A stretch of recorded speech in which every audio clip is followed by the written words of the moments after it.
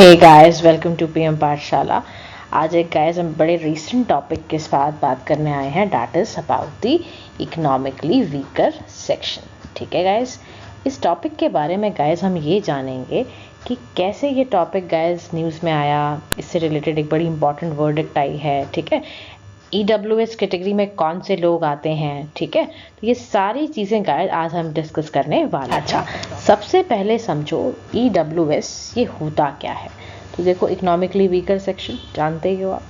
अच्छा, recently government ने अभी 10% का EWS कोटा, जो कि 2019 में इंट्रोड्यूस ऑलरेडी हो रखा था बाय और 103rd कॉन्स्टिट्यूशनल अमेंडमेंट, उसके इवन आर्टिकल 15, 16 को भी अमेंड किया गया था, और उसमें आर्टिकल का जो क्लॉज लाया गया था गाइस, वो 15 का 6 क्लॉज और 16 का 6 क्लॉज लेकर आया गया था।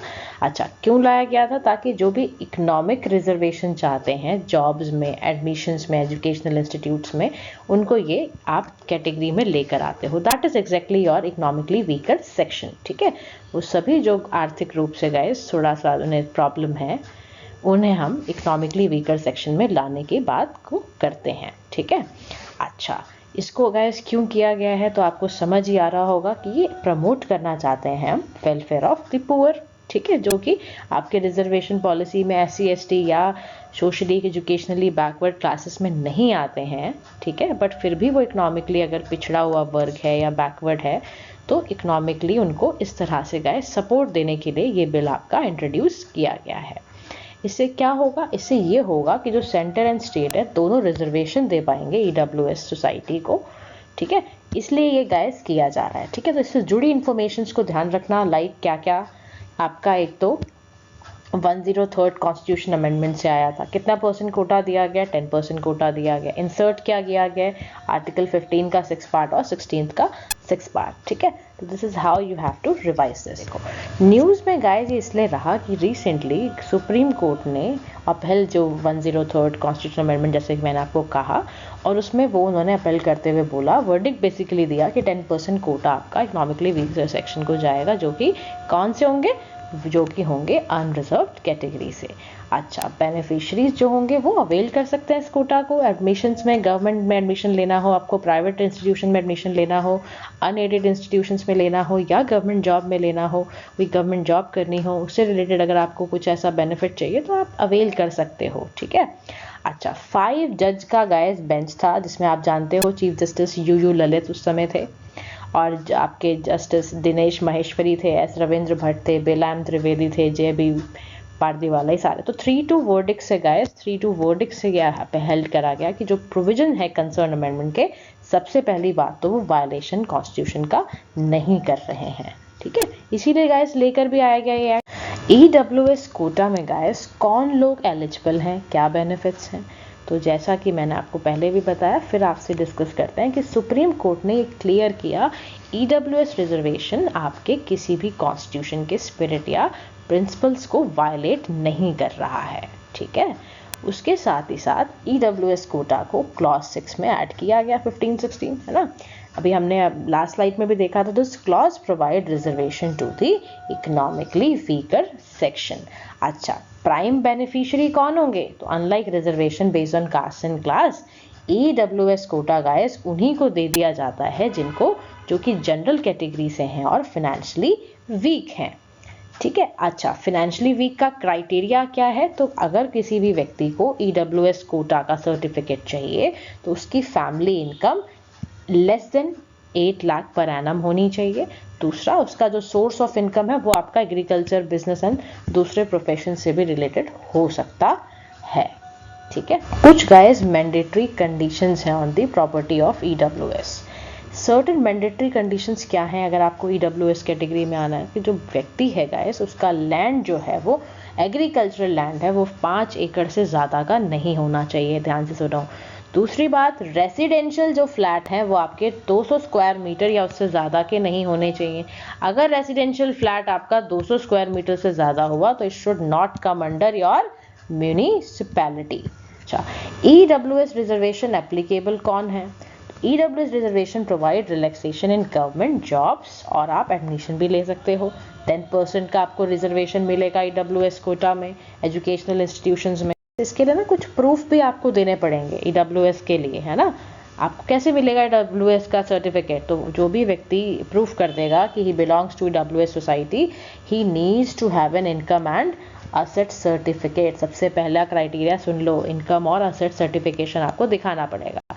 सर्टिफिकेट जो भी इशू करवाएगा वो गैजेटेड ऑफिसर के उसमें साइन होने चाहिए, रैंक ऑफ तहसीलदार और above. This income certificate will be valid for a year. EWS beneficiary को रिन्यू कराना पड़ेगा। ध्यान रख लो, हर साल बेनिफिशियरी अगर आपने लिया है बाई चांस, तो ध्यान रखना इसको रिन्यू कराना होगा हर साल। अब समझो गाइस एग्जाम पर्सपेक्टिव से कि इसका सिग्निफिकेंस क्या है।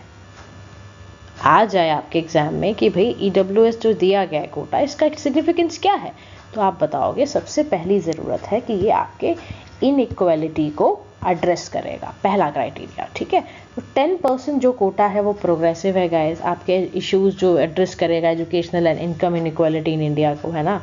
तो इकोनॉमिकली ना यार, किसी को भी हायर एजुकेशनल इंस्टीट्यूशंस में जाने से ना रोका जाए, पब्लिक एम्प्लॉयमेंट में उसको दिक्कत ना आए, तो सबसे पहली बात तो ये बड़ा अच्छा काम इस मामले में कर रहा है। सेकेंड ये ना रिकॉग्नाइज कर रहा है इकोनॉमिक बैकवर्ड्स की, जो कि भाई ऐसे लोग हैं जो इकोनॉमिकली बैकवर्ड हैं, हंगर हैं, पॉवर्टी स्ट्राइकन कंडीशंस में है, तो उन तक पहुंच ही जाए ना यार। लास्ट माइल कनेक्टिविटी हम क्यों कहते हैं, तो इसीलिए कह रहे हैं कि भाई ये कॉन्स्टिट्यूशनल अमेंडमेंट इसीलिए लाई गई है, इसीलिए प्रपोज की गई है रिजर्वेशन, ताकि हम ऐसे लोगों को जो पुअर कैटेगरी में आते हैं उनको रिकॉग्नाइज कर पाएँ। तीसरी चीज़ है कास्ट बेस्ड डिस्क्रिमिनेशन का रिडक्शन करना ज़रूरी है। तो ये क्या करेगा, जो स्टिग्मा लोगों लगाए थे रिजर्वेशन एसोसिएटेड विद ओनली, जो कि बहुत ही हिस्टोरिकली कास्ट और या अपर कास्ट SC ST को ही मिल रहा है, वो रिड्यूस करेगा। क्योंकि यार ऐसे बहुत से लोग हैं ना जो अनरिजर्व कैटेगरी में है, लेकिन फिर भी देखो दिक्कतें हैं, उनको पॉवर्टी झेलनी पड़ रही है, तो उन सबको ये टैकल करवाएगा। कोई भी चीज़ तुम समझोगे तो उसमें कंसर्न्स भी तो आएंगे ना। तो कंसर्न क्या है, इसका पहला कंसर्न है डेटा का अनअवेलेबिलिटी, यानी कि जो यूनियन और स्टेट गवर्नमेंट है उसके पास ऐसा कोई डेटा नहीं है जो प्रूफ कर पाए अपर कास्ट इंडिविजुअल्स को who have less than ₹8 lakh income and not adequately represented in government jobs and higher educational institution. तो there is a strong possibility, ये बता रहा है कि ऐसा हो सकता है कि ओवर रिप्रेजेंटेड लोग, they are actually over represented in these places में आ जाएं वापस से।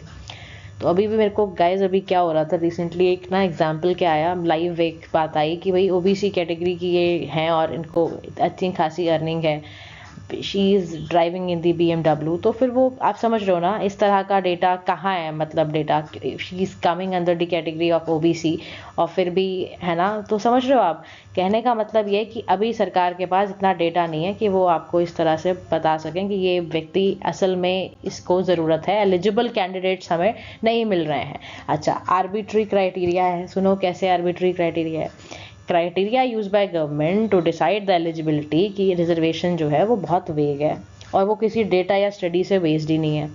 तो even the supreme court has question कि भाई government whether they have check GDP per capita for every state या मॉनेटरी लिमिट उन्होंने कुछ डिसाइड करी है EWS रिजर्वेशन की।